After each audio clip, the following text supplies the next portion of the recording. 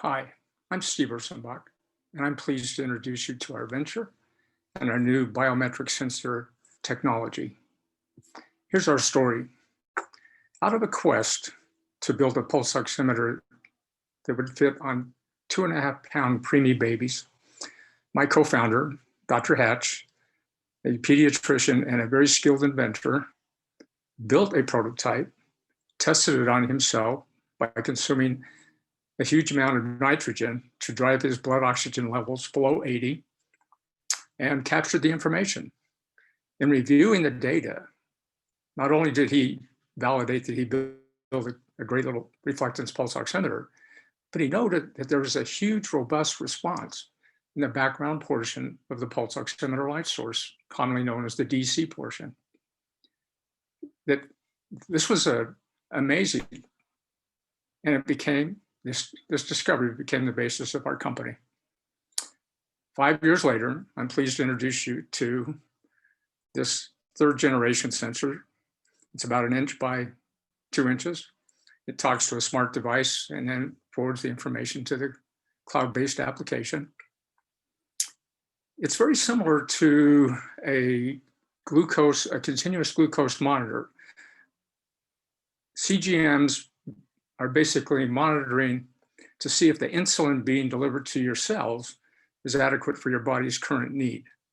Our sensor monitors the oxygen being delivered by the blood to your cells to see if there's enough oxygen for your cells' current needs.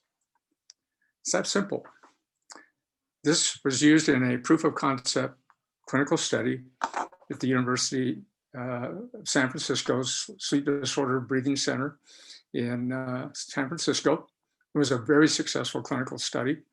The results were amazing. Not only did we detect all of the apneas and hypopneas that the pulse oximeter detected, but we went on to detect for the first time ever pathology associated with primary snoring. Primary snoring has been statistically linked to people who develop drug-resistant hypertension. So this was a really big deal. It was so exciting to Dr. Crystal that he got on a plane with us, traveled to Washington, D.C. as we presented our case in a pre-sub meeting to the FDA about our science and its contribution for sleep care.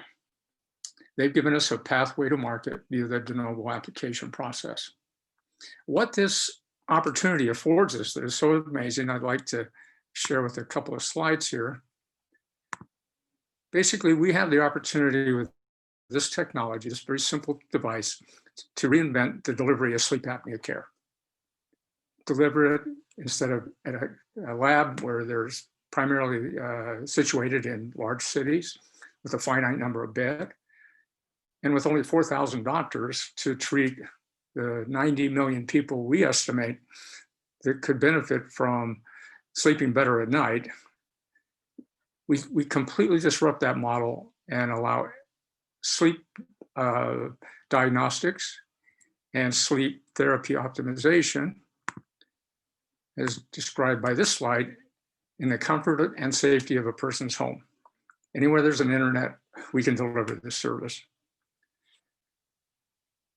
So, besides having this very simple device that I showed you, we simplify the analysis of a sleep recording session.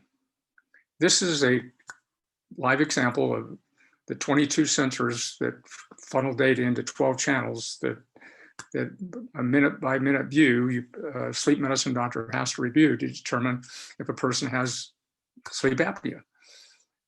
Imagine 360 views that must be viewed by that sleep medicine doctor to make that determination. Our simple sensor provides the opportunity to provide a full night's sleep at a glance, and you can see this is a very normal sleep. And then this is a blown up version of someone with severe disordered breathing. This is a 29-minute view that we can also expand deeper and get the rich detail that our sensor provides. Here's an example of central apnea, where there's very little breathing effort, which is associated with that condition.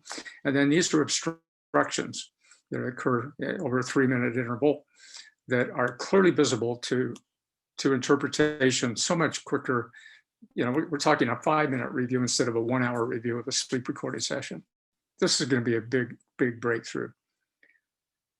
It's been an interesting year with the pandemic, but we've been successful in doing a couple of very good things this year. Specifically in May, we were granted our first patent for our foundational IP that we filed for in 2016.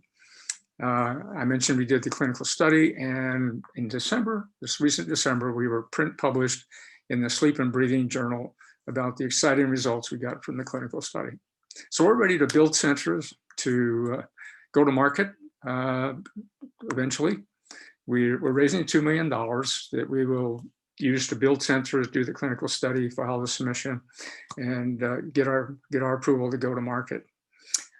We're a uniquely qualified company. There's 2 of us. We have a lot of experience and rich background of success. However, we would really appreciate your suggestions and your support in helping us in our quest to energize the digital transformation of healthcare with this first body response sensor that provides the most relevant information about what's going on in the body. Thank you very much.